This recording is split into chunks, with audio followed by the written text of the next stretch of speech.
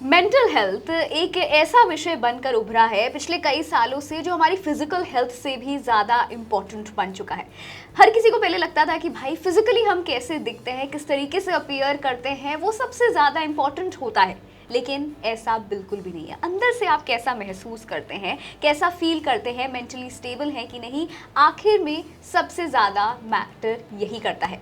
Well, mental health day हर साल 10 अक्टूबर को मनाया जाता है और इस खास दिन आज हम लोग डॉक्टर सामंत के साथ डिस्कस करेंगे मेंटल इश्यूज़ के बारे में, मेंटल हेल्थ के अराउंड, कि अगर आपको कोई इशू है तो आप किस तरीके से उसको हैंडल कर सकते हैं। Welcome to the show doctor. Thank you. तो डॉक्टर, इस साल मेंटल हेल्थ डे, हर साल अलग अलग थीम्स Yes, होते हैं, definitely. तो इस साल 2023 का स्पेशली थीम क्या है, इसी से शुरुआत करते हैं, लोगों को बताते हैं Yes. कि क्या थीम है इस साल। So mental health day as you said हर साल 10 अक्टूबर को मनाया जाता है एंड इस बार थीम है universe mental health is a universal human right. Universal human right. Because खुशी एक सबका एक अधिकार प्राइमरी होता है। मानव अधिकार है। एंड व्हेन यू सेड कि अच्छा लगना है, हेल्दी रहना है, we do everything, just the primary basic thing is at least I am happy. I am happy. But happiness is just the beginning. Obviously, in addiction you can call it a gateway drug. It's not the end. The journey is much more than happiness, and बिल्कुल। there is no limit to that. Bharat में जो है लगभग 7 से 8 हज़ार doctors ही हैं, ठीक है, Psychiatrists. साइकेट्रिस्ट हैं जो इससे डील करते हैं। वही रिक्वायरमेंट जो है इससे कहीं ज़्यादा है, 3 फोल्ड्स 4 फोल्ड्स में भी More than ज़्यादा, that, around 1.5 लाख। 1.5 लाख के आसपास की रिक्वायरमेंट है।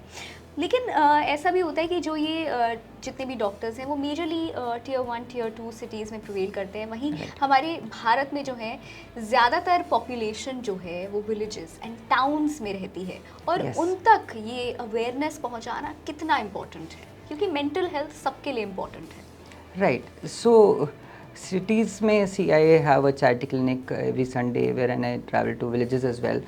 So I don't see a problem there in seeking for mental health. बिल्कुल। In fact, उसका एजुकेशन एक क्लास से इतना लेना देना नहीं है, because they will easily come. In fact वो ठीक होने के बाद एक दूसरे से शेयर भी करेंगे। Here in the cities you won't talk about it नहीं, एज ईजली बात कि मैं करना नहीं ट्रीटमेंट ले चाहते रहा हूँ, मैं अपने ट्रीटमेंट के बारे में नहीं बताऊँगा। So that sense of goodwill still prevails. In fact if you talk about the basic psychotic disorders, results India में ज़्यादा बेटर हैं, because the kind of family support here is way better than in the Western world. बिल्कुल। हाँ, having said that, we need to educate that mental health problems, they are treatable. First of all, how common they are, and be it in a metro city, or tier 2, tier 3, or a village, and that needs to be identified and treated. Address करना बहुत important है। हाँ, पहले तो yes, these problems are there. Over treatment भी problem है, बिल्कुल। right? और कई बार मैंने ये भी देखा है कि लोग घर में ही अक्सर अपने आप को खुद से ही ट्रीट करना शुरू कर देते हैं, तो उसके ऊपर आपकी क्या राय है? हाँ, तो see, there is a stigma attached to a psychiatrist usually. The 12 doctors in my family, and trust me, including me, earlier would have hardly visited a psychiatrist. And मेरे को अपनी family में दवाई देने में ज़्यादा दिक्कत आएगी, to be honest. So that stigma has had its own reasons, because सिर्फ एक ही प्रकार का उपचार करना, दवाई दे देना, या सिर्फ बातचीत के ज़रिए ट्रीट कर देना. So we need to look at it from a holistic perspective.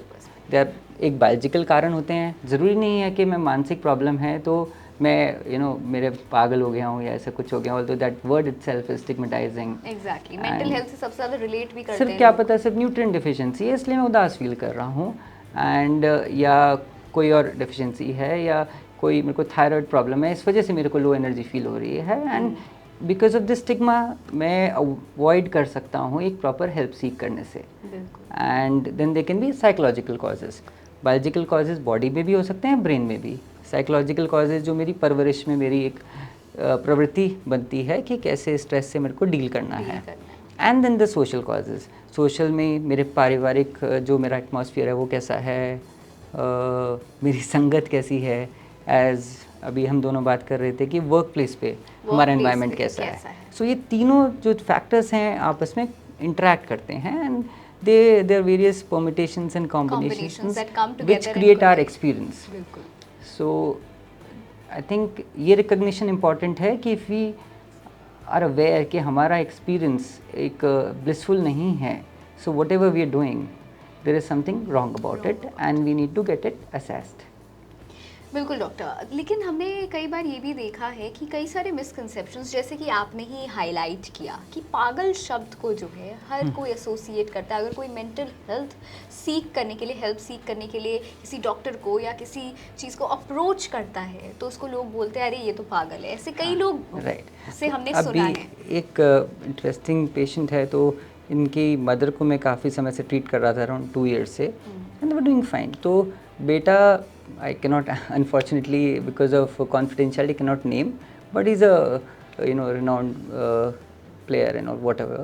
So 2 साल से वो बात नहीं कर रहा था घर में, तो पेरेंट्स ने सोचा शायद ज़िद्दी हो गया है, क्या हो गया है, मोबाइल में लगा हुआ है। They never came to me although they know me really well. Now then suddenly I picked it up and then we almost he had stopped eating, lost weight and everything. And we treated him. Basically, there's a technology called RTMS, magnetic treatment, so you can activate. And now it's way better. अब father आके बोलते हैं कि बड़ा ये है कि हमारे लिए तो वो बदल ही गया, पूरी ज़िंदगी बदल गई। बट ये संजोग की बात ये है कि हम बता भी नहीं सकते अपने गांव में किसी को कि ये हुआ है ना। So that's a funny thing, but till the time we are able to help people and provide right form of care, it's okay. So doctor ने आज हमारे कई सारे मेंटल हेल्थ के अराउंड चीज़ों को एक्सप्लेन किया, आपको अवेयर किया कि किस तरीके से आप किस चीज़ को अप्रोच कर सकते हैं, क्या क्या चीज़ें आप फॉलो कर सकते हैं, क्या क्या मिथ्स हैं जिनको आपको एक्चुअली ब्लाइंडली फॉलो नहीं करना चाहिए। And if you are not feeling okay, if you are not feeling good about it and you think कि आपके साथ कोई ना कोई परेशानी है, तो आप उसको ये मत समझिएगा कि आप पागल हो चुके हैं। ये एक बहुत बड़ा मिथ है जिसको आज हमने डिबंक किया। ये वर्ड जो है इसे अवॉइड ही करना चाहिए और लोगों को बोलना भी नहीं चाहिए अरे तू पागल है। प्लीज़ इसको अवॉइड करिए और यही हमारी आपसे रिक्वेस्ट है। और कभी भी आप कुछ ऐसा फील करें, अगर आप अपने पेरेंट्स के साथ क्लोज हैं तो उनके साथ ज़रूर डिस्कस करिए और मेंटल हेल्थ को एक बीमारी की तरह एक खराब बीमारी की तरह मत सोचिए। अगर आपको लगता है कि आप अच्छा फील नहीं कर रहे हैं, then it is always safe and sound to approach somebody and seek help. Well, thank you doctor for joining us और हमारे सारे लोगों को मेंटल हेल्थ के अराउंड इतनी सारी इन्फॉर्मेशन और अवेयरनेस स्प्रेड करने के लिए थैंक यू सो मच।